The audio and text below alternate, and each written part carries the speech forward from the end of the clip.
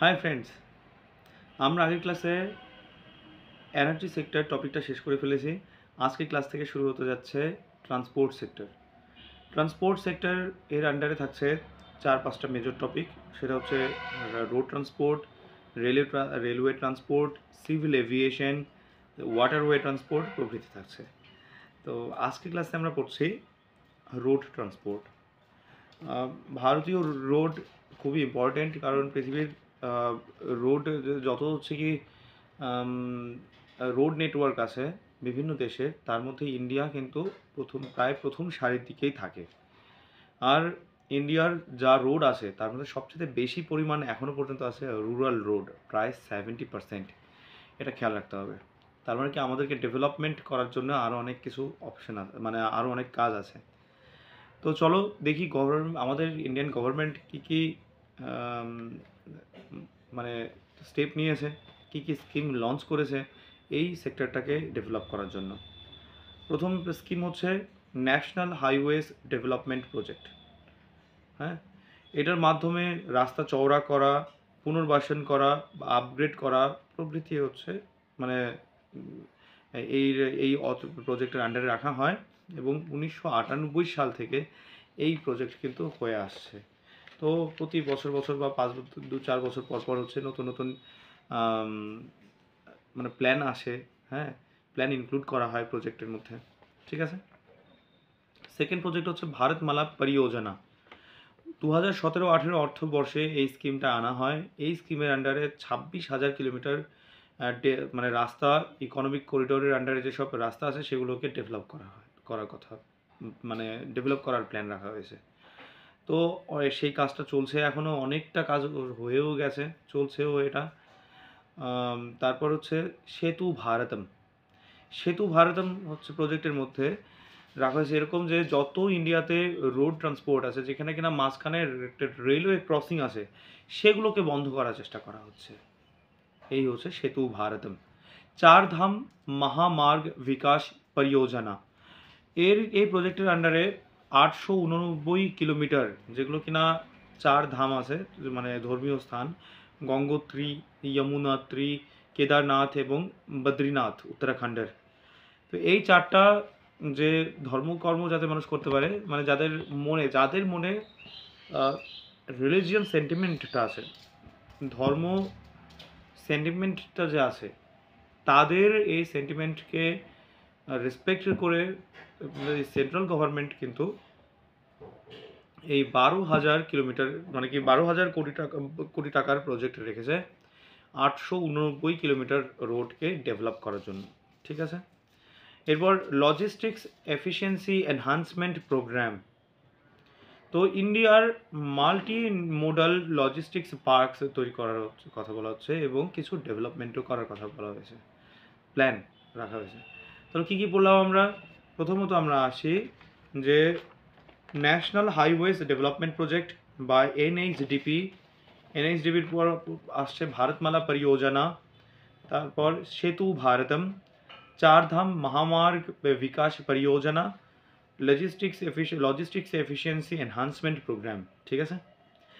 আর একটা অ্যামেন্ডমেন্ট হয়েছে অ্যাক্টকে, 1988 সালে একটা অ্যাক্ট পাস হয়েছিল এই রোড সংক্রান্ত, মোটর ভেহিকল সংক্রান্ত। তো সেটার অ্যামেন্ডমেন্ট হয়েছে 2019-এ।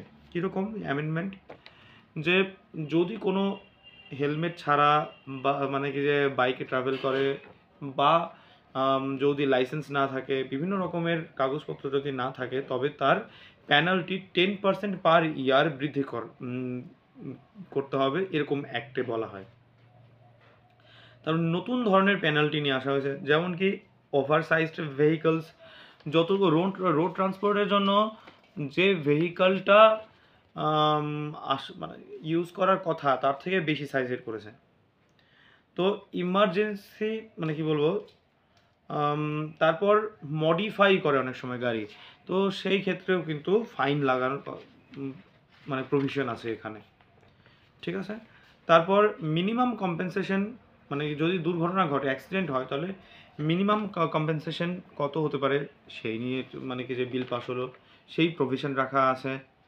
তারপর আবার ডিফেক্টেড মানে কি যে এনভায়রনমেন্ট ফেল হওয়া, ড্রাইভারের লাইসেন্স নেই বা ড্রাইভারই নয় কিন্তু সামান্য একটু প্র্যাকটিস করে চালাচ্ছে, তো তাদের ক্ষেত্রেও আলাদা আলাদা